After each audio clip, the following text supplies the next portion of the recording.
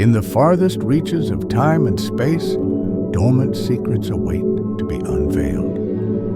Welcome to Echoes of Eden. Here, the history you know is just the beginning.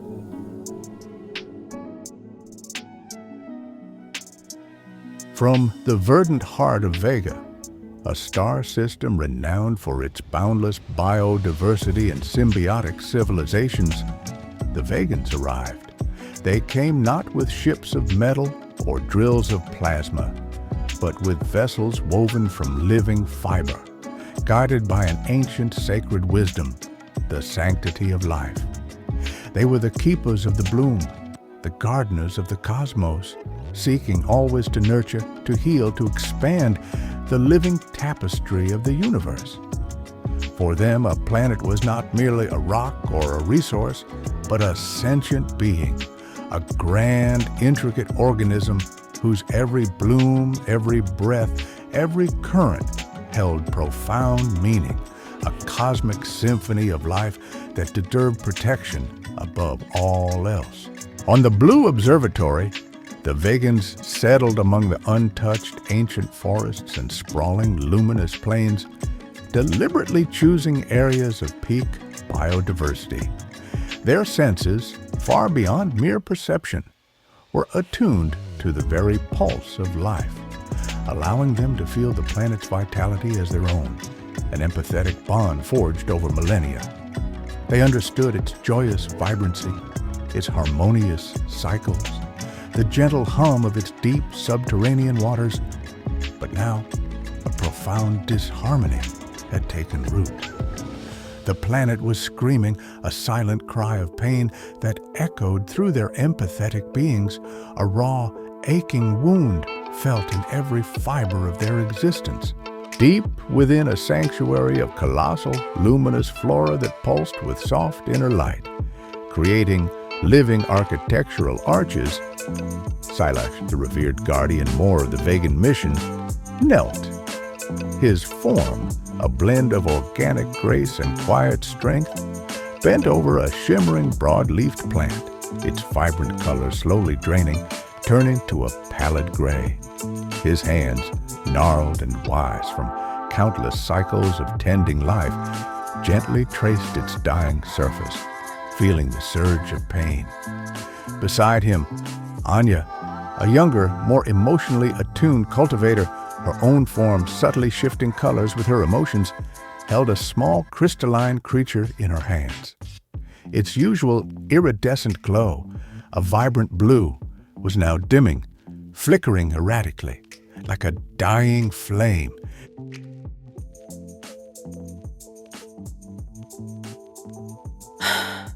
Guardian Silas, the sun-kissed weavers of the Great Mesa.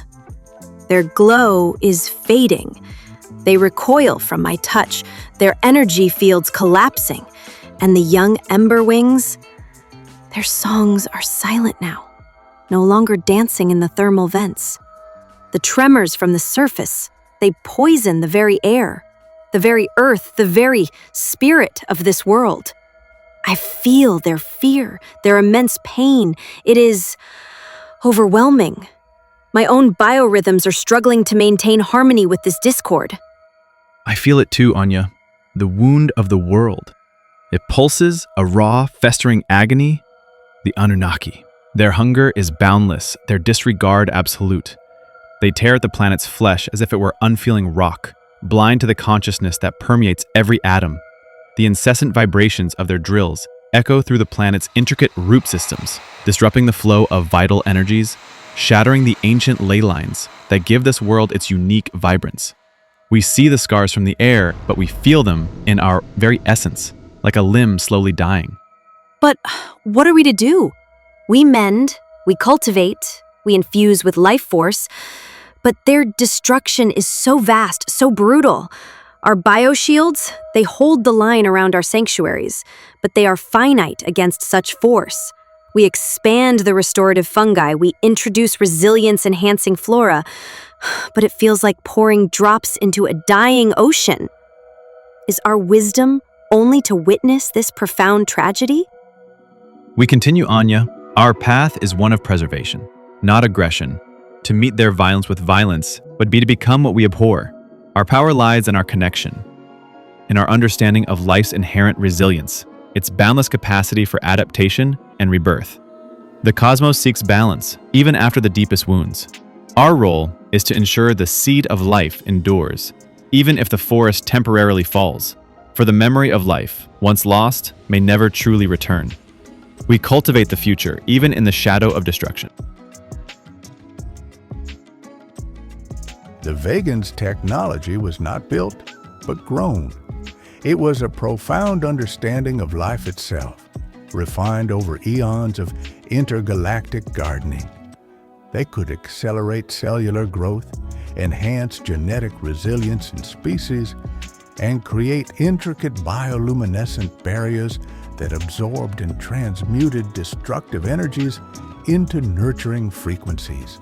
Their vessels, woven from self-regenerating photosynthetic fibers, drew power directly from planetary life fields, making them a seamless part of the ecosystem they sought to protect. They were the planet's immune system, constantly working to heal, to mitigate, to adapt, fighting an unseen battle for every single bloom and every fragile breath. Anya, focus the next generation of resonance vines around the perimeter of Sector Delta 9. Their symbiotic root systems can stabilize the soil tremors caused by the Annunnaki's deeper borings, drawing chaotic energy and converting it. Deploy the etheric spores in the affected air currents. They will not only neutralize the atmospheric toxins emitted by their processing plants, but also encourage the growth of restorative flora in those desolate zones. Our duty is to fortify the planet's natural defenses, to give it the tools to heal itself. This is not our fight, but the planet's. Immediately, Guardian. I will also monitor the migratory patterns of the skyfish, the cloud dancers. Their natural flight paths are being severely disrupted by the atmospheric pollutants. Perhaps we can guide them to safer, untouched regions using sonic lures and pulsed bio-olfactory signals. Every life preserved is a victory, no matter how small, against the Annunnaki's tide. We must also increase the cultivation of the regenerative moss along the perimeters. Its rapid growth can help reclaim scarred land. From their quiet sanctuaries, often hidden within living mountain ranges, the Vegans observed the other galactic visitors. They registered the distant, pained, empathic vibrations of the Pleiadians, recognizing their shared sorrow, but lamenting their inability to act directly. They were observers, kindred spirits, yet bound by a different cosmic law, a higher directive that prevented overt interference, no matter the internal anguish. The Vegans often wondered if such detachment was a form of protection or simply another burden.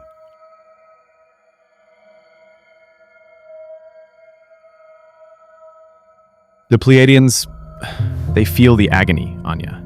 Their lament echoes our own, a shared chord of cosmic sadness. But their mandate is to observe the tapestry, not to reweave it directly. They watch the unfolding tragedy, bound by their ancient vows. A heavy burden indeed, to witness so much suffering and remain still.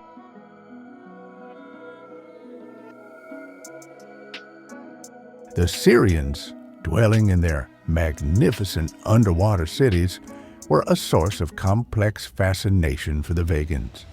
The Vegans recognized the life in their crystals, the almost mathematical order in their design, and the subtle ways they nurtured symbiotic aquatic life. But they also sensed the fundamental alteration of the environment. Their grand architecture, while undeniably beautiful, was still a domination of nature, a shaping that imposed their will rather than simply flowing with the planet's inherent rhythms. It was a different kind of interference, born not of malice, but of an absolute pursuit of structural perfection.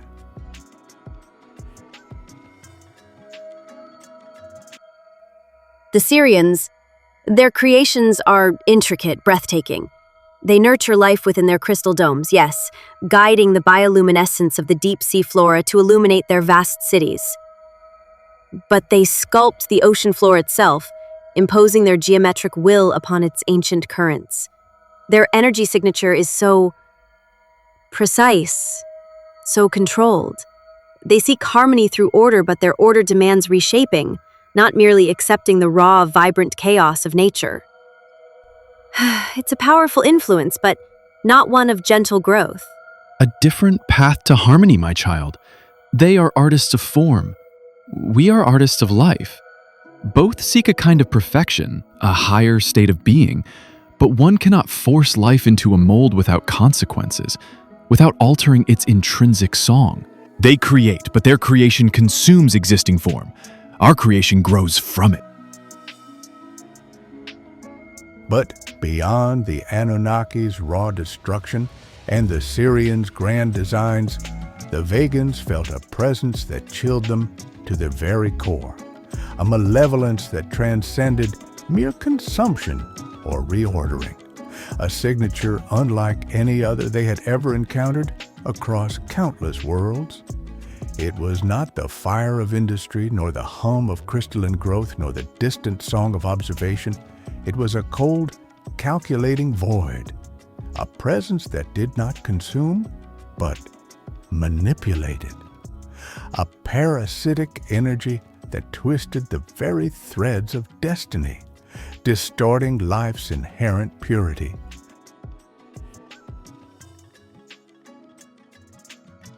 Guardian Silas. The energy readings from beyond the Annunaki zones. They are corrupting the very life force. It's not destruction, it's unraveling. The patterns of growth, the natural cycles, the very blueprint of life. They're being distorted, subtly, insidiously.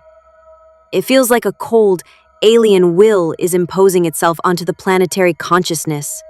It feels wrong, unnatural. This is a violation beyond physical pain. This is a violation of being. That is not the Annunaki, Anya. That is a deeper shadow, a colder purpose. This presence, it seeks to control the very essence of life, to turn its flow to its own dark ends, to enslave its very vitality. This is the Draconian Reptilians. Their true danger lies not in what they take, but in what they twist. They are not merely invaders. They are puppeteers. They seek to bind the threads of destiny to their own design, to make this Eden their ultimate instrument. For the Vegans, whose very existence was intertwined with the flow of life, whose core philosophy was reverence for all living things, the Draconian Reptilian presence was the ultimate blasphemy. They saw not a battle for resources, but a war for the very soul of the planet and perhaps the cosmos itself. The keepers of the bloom, the gentle gardeners, now stood at the precipice of a conflict they had never sought, against a foe that threatened not just to destroy life, but to subjugate its very essence, to turn its sacred dance into a forced, controlled march. The echoes of Eden were about to resound with a sound more terrifying than any before, the chilling whisper of a puppet master. Join us next time as the echoes of Eden reveal their darkest truths.